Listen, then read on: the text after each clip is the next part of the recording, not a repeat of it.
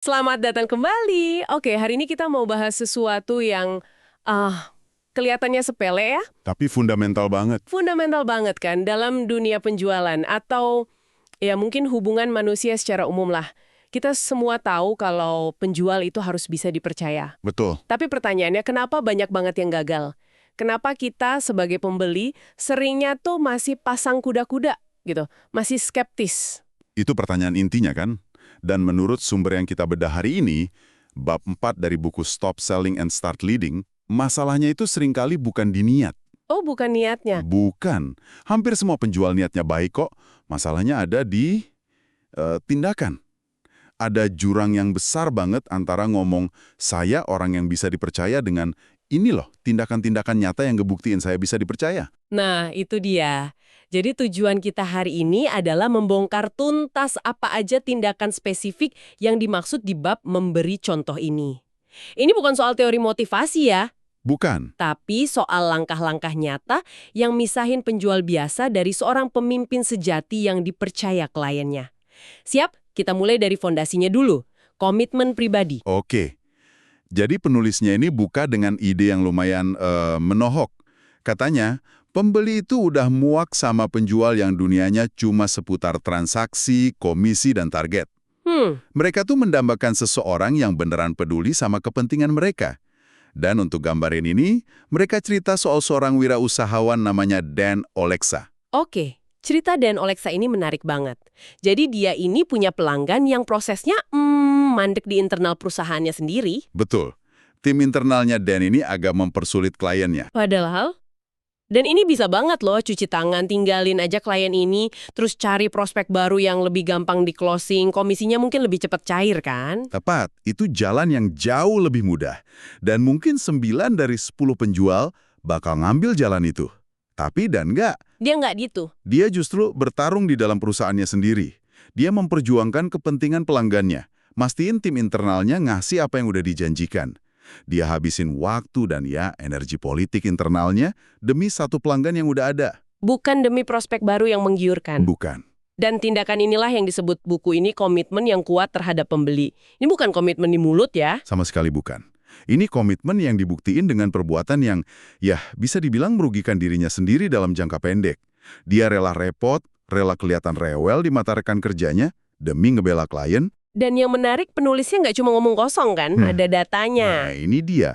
Mereka punya data penjual yang konsisten melakukan hal-hal kayak gini, yang benar-benar ngasih contoh, ternyata 69% lebih mungkin merasa efektif dalam pekerjaan mereka. Wow, 69%. Besar kan? Kenapa? Karena ini ngebikin siklus yang kuat.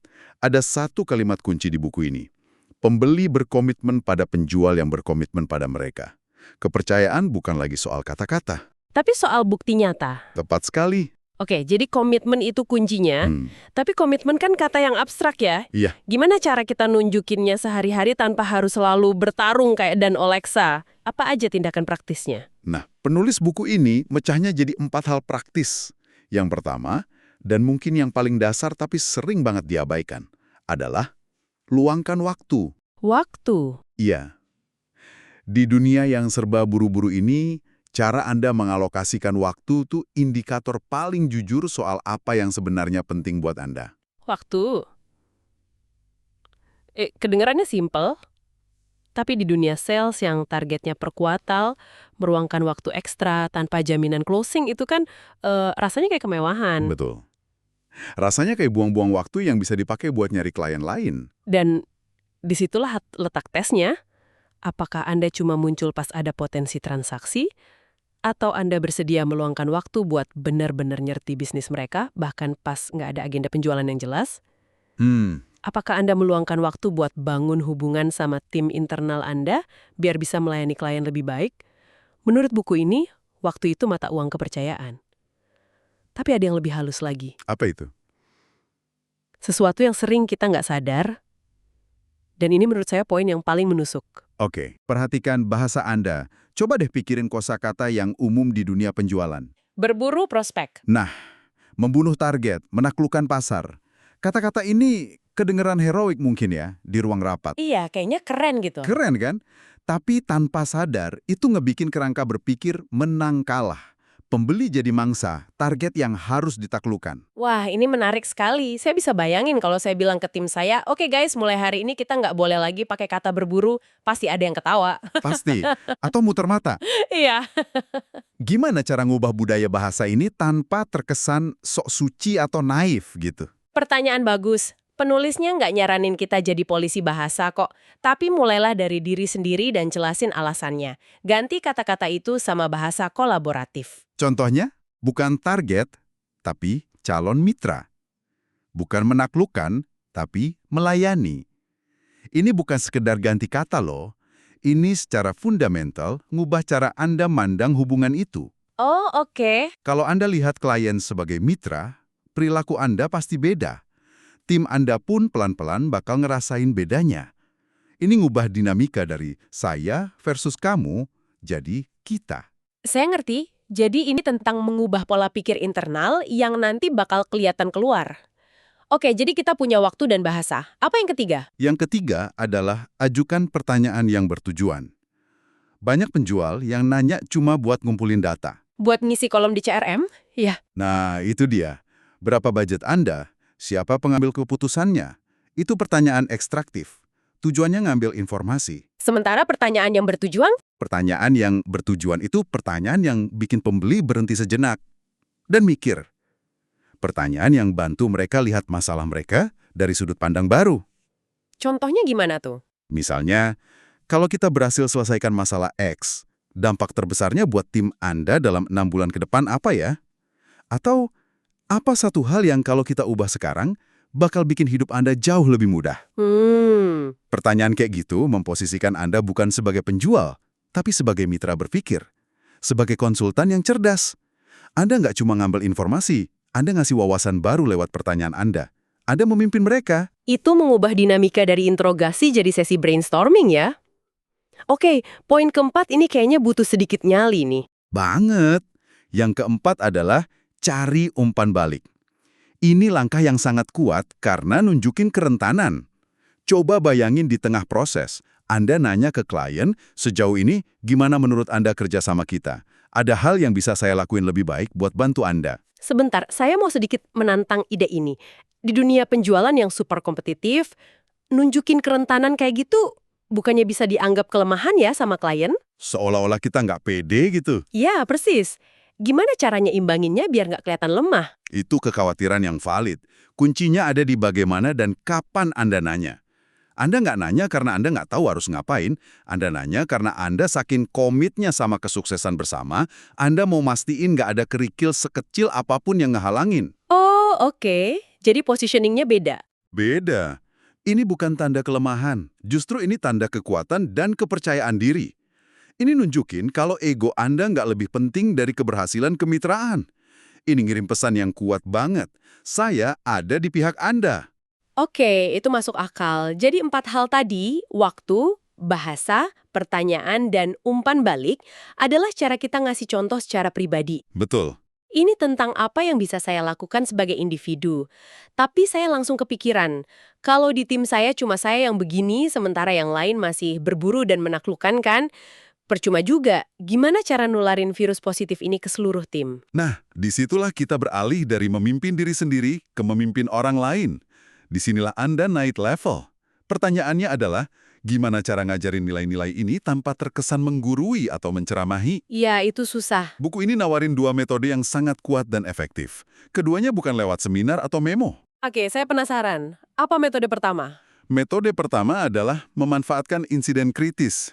Insiden kritis. Iya, momen-momen genting, momen penuh tekanan, di mana sebuah kesepakatan bisa berhasil, atau ya justru hancur berantakan. Di saat-saat inilah karakter seseorang dan nilai-nilai tim benar-benar diuji. Momen penentuan ya? Tepat. Buku ini nyeritain kisah pialang bisnis bernama David Richman. Dia lagi proses nutup kesepakatan yang kompleks. Masalahnya, pengacara dari pihak penjual dan pembeli itu saling benci. Waduh. Mereka kejebak perang ego, saling serang secara personal, sampai-sampai seluruh kesepakatan yang udah dibangun berbulan-bulan terancam batal di menit terakhir. Situasi mimpi buruk? Terus apa yang David lakukan? Satu persatu. Dan di buku ini digambarin dia membacakan surat kerusuhan kepada mereka. Surat kerusuhan. Keras banget kedengernya. Memang. Tapi isinya bukan makian. Dia ngingetin mereka soal tanggung jawab fidusia mereka. Tanggung jawab profesional tertinggi buat ngelindungin kepentingan klien di atas ego pribadi. Oh, jadi dia mengingatkan ke standar profesi mereka. Persis. Intinya dia nggak ngajarin nilai-nilai baru. Dia cuma minta mereka tanggung jawab atas nilai-nilai yang mereka sendiri udah anut sebagai pengacara. Dia kayak megang cermin di depan muka mereka di saat paling krusial. Dan itu berhasil.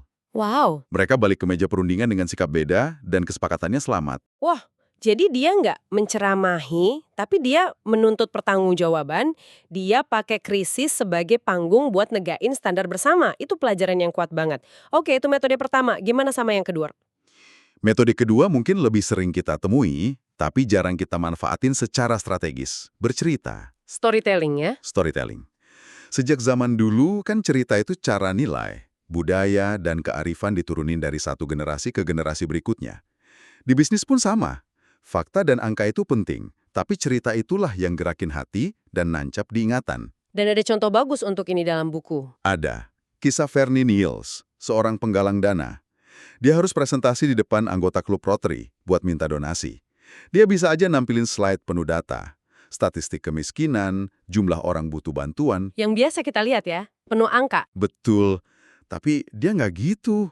Dia malah cerita sebuah kisah yang sangat emosional. Tentang seorang ibu muda yang kabur dari suaminya yang kasar dan akhirnya harus tinggal di mobil sama dua anaknya yang masih kecil kan? Betul, dan dia nggak berhenti di situ. Dia ngelukisin detail yang nusuk banget. Dia cerita gimana si ibu, karena saking putus asanya dan nggak punya makanan, pergi ke mesin es di hotel cuma buat ngambil es batu. Ya Tuhan. Lalu ngasih es batu itu ke anak-anaknya, cuma biar mereka bisa ngerasain sensasi ngunyah sesuatu di mulut mereka. Aduh, detail itu yang bikin ceritanya jadi nyata banget. Tepat sekali. Setelah nyeritain penderitaan itu, dia nutupnya dengan akhir yang bahagia. Gimana organisasinya turun tangan, bantu keluarga itu. Diceritain, setelah Vernon selesai, seisi ruangan hening total. Nah, yang paling keren di sini tuh bukan cuma soal ceritanya sedih. Tapi, mengapa cerita itu begitu efektif buat audiens tersebut? Ngapa ya? Karena cerita itu nyambung langsung sama nilai inti dari klub Rotary. Service above self, atau pelayanan di atas diri sendiri. Vernon nggak sekedar minta uang. Saya ngerti. Dengan cerita itu, dia nawarin sebuah kesempatan bagi para anggota Rotary untuk menghidupkan nilai-nilai yang mereka yakini. Donasi bukan lagi transaksi, tapi jadi ekspresi nyata dari identitas mereka. Cerita itu ngubah permintaan jadi panggilan. Jadi artinya ini semua buat kita ya. Kisah kita kisah sukses klien, tantangan yang kita atasi bareng, momen di mana nilai kejujuran dijunjung tinggi, itu adalah alat kepemimpinan kita yang paling ampuh. Persis. Dan ada data yang dukung ini loh, yang dikutip di buku. Sebuah penelitian nemuin kalau fakta yang dibungkus dalam cerita itu 22 kali lebih gampang diingat daripada fakta itu sendiri. 22 kali? Itu gila sih ya, angka yang luar biasa. Artinya, semua data, fitur produk, dan argumen logis kita nyaris nggak ada artinya kalau nggak dibungkus dalam narasi yang bisa dirasain. Benar. Cerita itu kendaraannya nilai-nilai. Dan sebagai pemimpin, tugas kita ya jadi pencerita utama tentang nilai-nilai yang mau kita tanamkan. Oke, ini pembahasan yang padat banget. Mari kita coba rangkum bahasan utamanya. Jadi, konsep memberi contoh, ini bukan ide yang abstrak atau sekedar hal yang baik untuk dilakukan. Bukan. Ini adalah serangkaian perilaku yang sangat spesifik dan bisa dipelajari. Dimulai dari komitmen pribadi ya. Tepat. Semuanya dimulai dari komitmen pribadi Anda. Yang nggak cukup cuma diucapin, tapi harus ditunjukin. Lewat cara Anda investasi waktu, lewat bahasa kolaboratif yang Anda pakai, pertanyaan mendalam, dan keberanian minta umpan balik. Dan itu nggak berhenti di situ. Komitmen pribadi itu kemudian harus diperluas, ditularkan ke orang lain. Betul. Bukan dengan cara menggurui, tapi lewat dua cara yang jauh lebih kuat. Dengan tindakan tegas Anda di saat-saat kritis, dan dengan cerita-cerita yang Anda pilih untuk dibagikan berulang kali. Pada akhirnya, ini semua tentang ngebikin nilai-nilai bersama jadi sesuatu yang nyata, hidup, dan bisa dilakuin sama semua orang. Inilah yang menurut buku ini bakal ngubah Anda dari sekedar penjual jadi seorang pemimpin sejati. kita udah menjelajahi gimana memberi contoh bisa ngubah total sebuah hubungan penjualan. Ini pergeseran besar dari sekedar jual produk, jadi memimpin orang lain ke tujuan bersama yang lebih baik. Sebagai penutup, saya mau ninggalin sebuah pemikiran buat Anda renungkan, yang dibangun langsung dari ide-ide ini. Oke. Buku ini kan banyak ngomongin pikutan cerita buat ngajarin nilai. Coba deh sekarang Anda pikirin lagi. Momen terbaik pribadi Anda sama seorang pelanggan. Momen yang paling Anda banggakan. Udah? Oke. Sekarang, coba perhatiin. Cerita apa yang biasanya Anda ceritain tentang momen itu? Apakah cerita Anda fokusnya ke seberapa besar nilai transaksinya? Seberapa sulit negosiasinya? Atau mungkin komisi yang Anda dapat? Apakah itu cerita tentang penjualan? Pertanyaan bagus. Atau, jangan-jangan cerita itu sebenarnya ngungkapin sebuah nilai bersama yang dihidupkan. Nilai tentang kepercayaan, kegigihan, atau kemitraan. Gimana kalau Anda bingkai ulang cerita itu? Bukan sebagai cerita penjualan yang hebat, tapi sebagai cerita kepemimpinan. Kira-kira, gimana cara baru bercerita itu bisa jadi alat Anda buat mimpin pelanggan Anda yang berikutnya?